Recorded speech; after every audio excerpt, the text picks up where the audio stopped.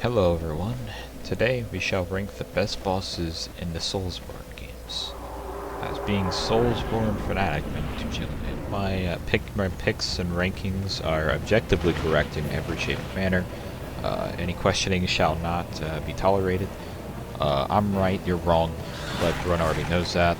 Name, just look at my name, just look at my authority in this community. I don't know what I'm talking about, but moving on to the rankings. Now, for the most important rank pick on this list. Number 10. This one is the Dancer of the Boral Valley in Dark Souls 3. Which may come as a shock to some people, I don't know, but what shouldn't come as a shock is that there's going to be a whole lot of Dark Souls 3 bosses on this list, because Dark Souls 3 has some of the best bosses in the entire Soulsborne games in general, because you got every other boss from Dark Souls, Bloodborne, Elden Ring, and those bosses, they're not bad or anything, it's just that Dark Souls 3 really illustrates just how perfect, it's just perfection, the bosses in Dark Souls 3. I don't think there's a single boss in Dark Souls 3 that I dislike or even hate, but with the other games, it's not the case. Dark Souls 3 has the most consistent quality of bosses and have the most fun and engaging mechanics with the boss. And the Dancer of the Boral Valley is absolutely no exception. So this boss is in the first zone of the game, but you don't fight her right when you enter that zone. You actually, I think you can fight her, but that's for speedrunners and shit. What you're supposed to do is go fight Vort at the Boral Valley, and then go out that direction, and you come back way later to fight her. But she's a really cool boss. The way she fights, because she was a dancer for another boss in the game. I forget what his name was. I think it was Pontiff or something. But that's a really cool boss. And the attack you are watching now on the screen is this little dancing attack where she swings her two swords. And that right there is the peak of the boss fight for me. It really just caps off the boss fight. The fight is just fun, and the move she does where she swings her sword like that, she does it when she enters her second phase, and it's just like I just love how the mechanics are in this fight. It's really good. But this fight, the music, is really good. The fight is very good, and the boss's design and the overall atmosphere and the room that you fight the boss in, really good. The opening cutscene where she just fucking drops out of some space ball or whatever. And if other From Software bosses weren't just so good, this boss would be much higher on the list. And honestly, it's probably one of my favorite bosses from Dark Souls 3, and it's understandable why. It seems like everyone likes this boss. Not so much the other bosses that are going to be on the list.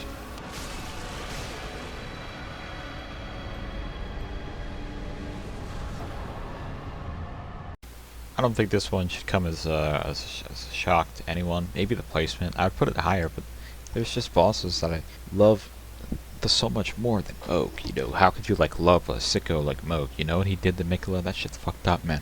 But if you played Elden Ring, you'd probably at least know of Moog, but maybe you didn't fight him. This fight is so fucking good, and it's a secret boss fight, which you probably won't even find this boss fight if you're playing this game with no guide and just looking around.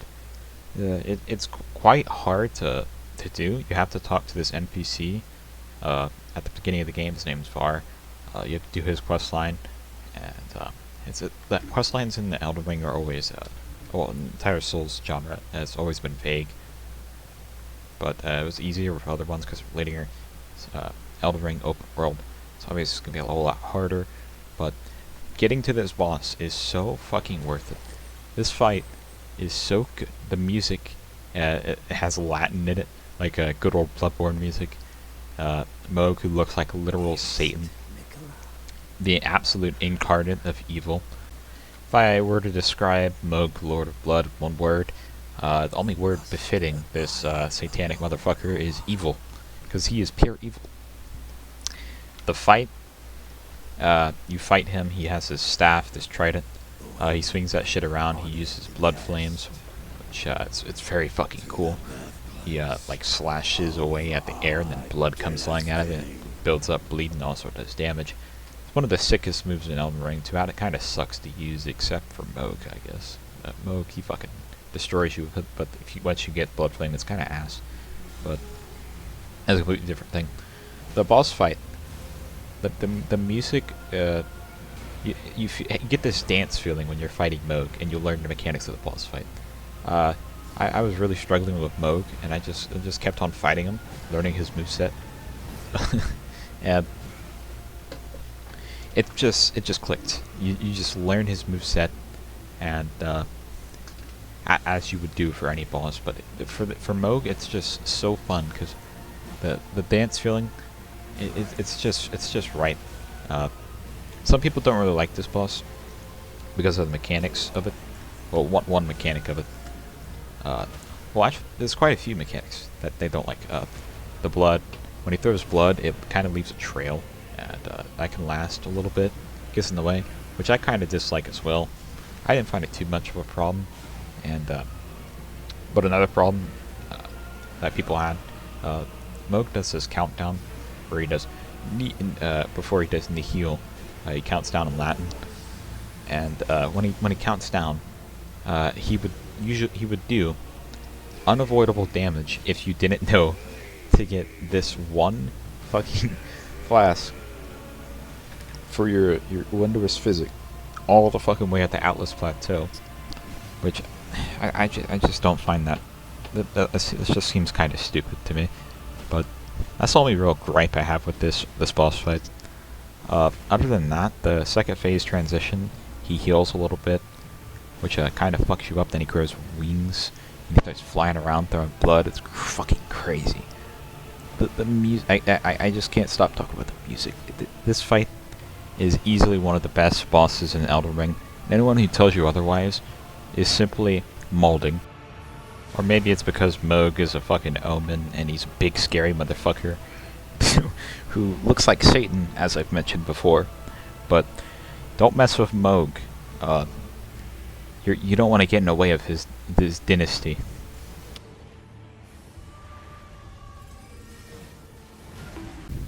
Now for the next boss, the Twin Princes Lord Lothric. This boss is sort of polarizing, just like Moog was, but a lot of people don't like this boss. I love this boss. In the clip you're watching right now, I was excited, but also kind of fucking scared because I was finally fighting Lord Lothric, and this is the motherfucker that teleports around like he's Goku going Ultra Instinct, and it's crazy. I like the boss's mechanics of it teleporting, yet the camera stays on it. I thought that was, if it didn't, I would have really fucking hated this boss. I think that makes it fair and enjoyable. His moveset is, for Lorien, is pretty simple. He has this fire sword, he swings it around. He can teleport, and he can sometimes teleport and like swing fire. And like other times teleport and throw like this giant white ray of shit. It's a pretty simple boss.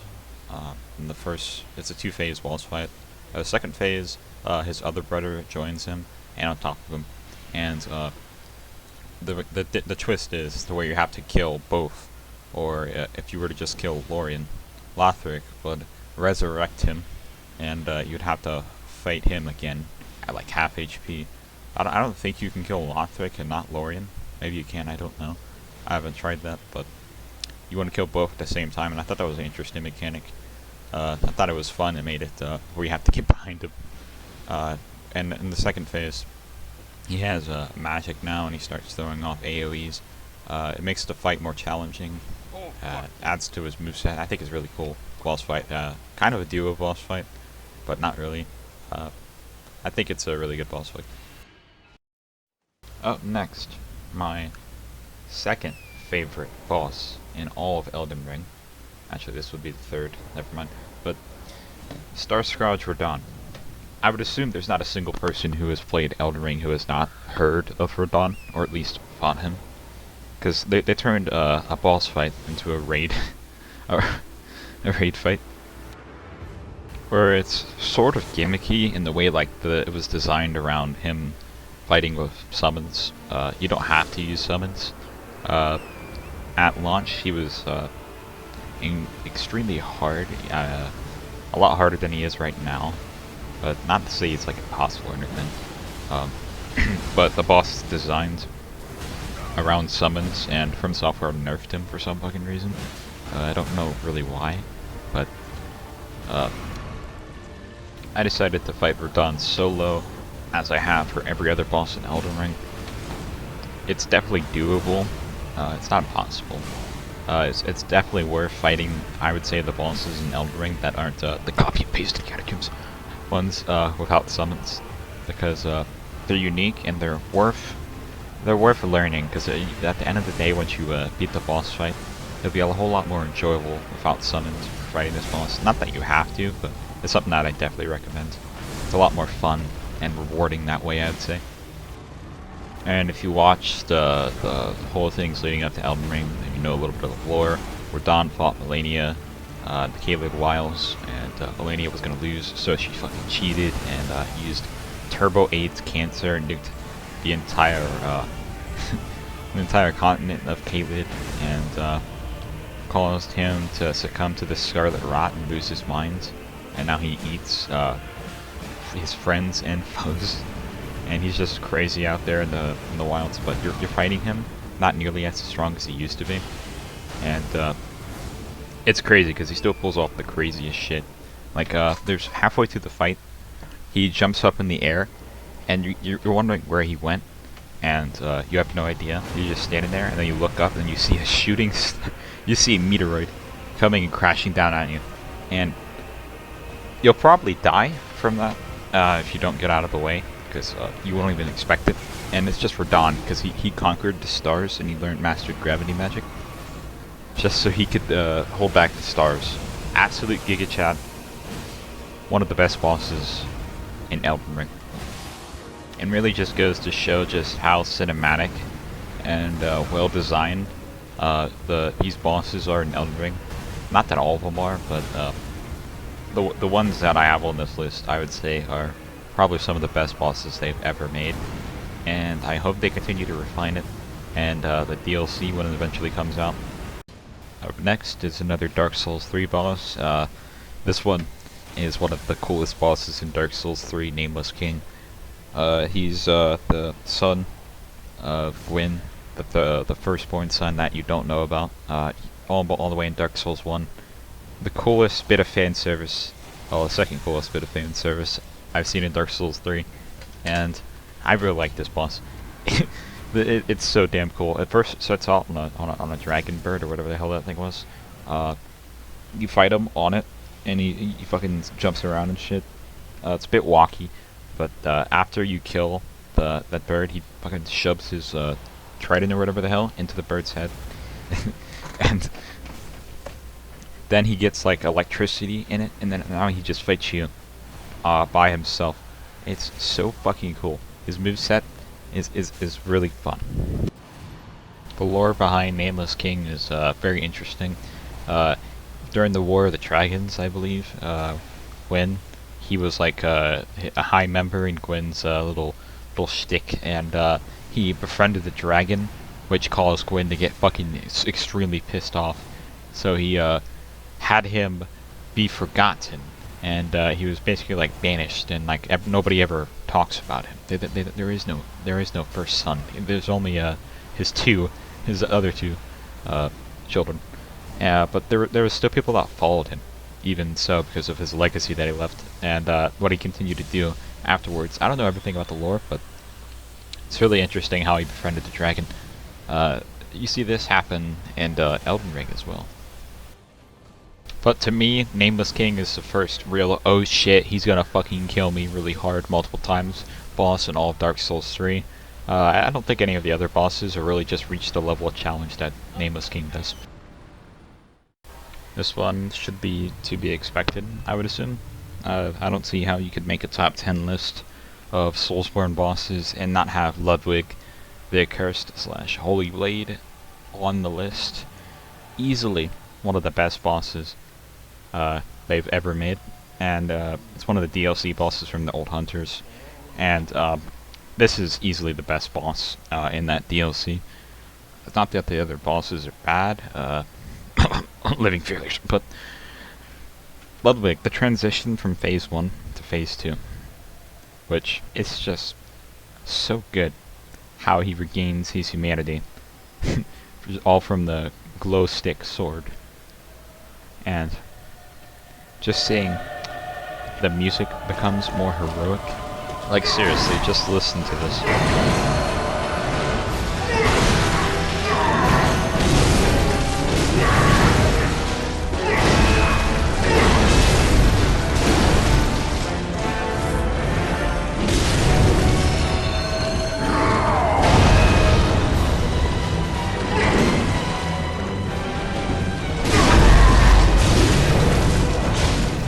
Fights more like a swordsman instead of a beast like it was before. It's all just masterfully done. And from Software, this is the pinnacle of their boss design right here.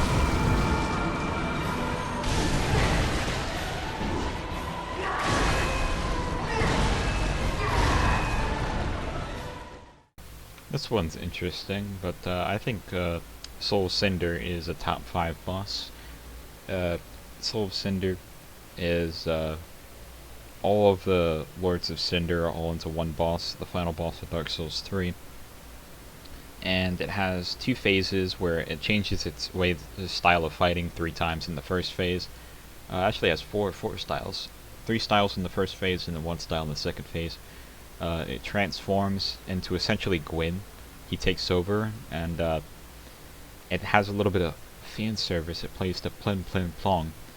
And I thought that was cute, but it's a send-off to one of my favorite games series of all times, the innovative Dark Souls, and I kind of not appreciate this boss fight enough. The music is amazing, the boss's mechanics, it's really versatile. I like the mechanics of it, and I think this boss definitely deserves to be high up in the rankings.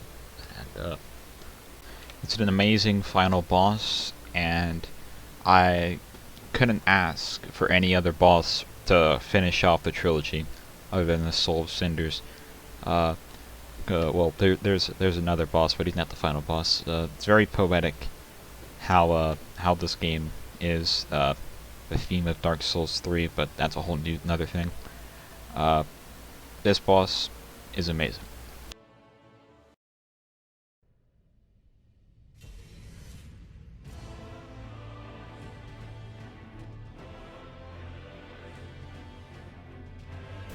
Did this one surprise you? This one might be upsetting to some people, because a lot of people don't necessarily dislike Radagon, but his second phase, which I see as a completely different boss battle, the Elden Beast. People fucking hate that boss, because it moves around a lot, and what the running theory is that they forgot to activate Torrent for the boss fight, which I subscribe to that theory, but I don't even think Elden Beast is a bad boss fight. I wouldn't even say it's a mediocre boss fight. I'd say it's actually pretty good. Not the level of Radagon, but I feel like they both combined together to make a phenomenal final boss for a phenomenal game. That is Elden Ring. The moveset of Radagon is just absolutely amazing. He makes you utilize everything you've learned up to this point. You can jump over his attacks. You have to roll through his quick fast attacks where he throws like rays of holy light at you, and you also has his delayed attacks where you can roll through all of them. His attacks may come off as impossible or way too challenging for you to dodge at first, but it is really fair, and it's extremely rewarding to learn his mechanics, and he is just a phenomenal final boss. I see him as the perfect final challenge, not too difficult, yet a fair challenge, where it will still test players even if they spent hours grinding away. You might be able to trivialize this boss fight with a summon or something, but I think for most players they will find this boss to be difficult. Most of my positives go towards Radagon. It's not that I dislike Elder Beast, it's just that Radagon, the absolute presence of when you finally go across through the Earth Train, and you see this absolute Giga Chad standing, saying, "No, I'm not gonna let you save the world, motherfucker." And then he comes fucking rushing over with his hammer, and he fucking smacks the shit out of you. It was absolutely iconic. And this fight perfectly illustrates why I love the soulsborne genre and why I love Elden Ring. And this game is very special and will be remembered for a long time. But that's enough talking about Radagon. I haven't even talked too much about Elden Beast. When you first see the cutscene and you're like, oh, I guess Radagon's dead now, and then you see him fall on the floor, and then you see like this that comes out of his corpse, and you're like, what the fuck is this? And then you learn that it's God. It's essentially it's the physical embodiment of the Greater Will, and it was essentially controlling Radagon. My favorite final boss ever made. I don't think anyone's surprised with this pick, but it was pretty obvious the entire time. You even saw at the beginning of the video, but if you've been watching long enough, you know. Royal Rot Vanguard. This boss is absolutely dog shit, and anyone who thinks Dark Souls 2 is a good game, there's something wrong with your brain. This boss perfectly summarizes my vehement hatred of this thing that some people decided to call a game. Just why Dark Souls 2 is such a dog shit game, and nobody should ever fucking play it.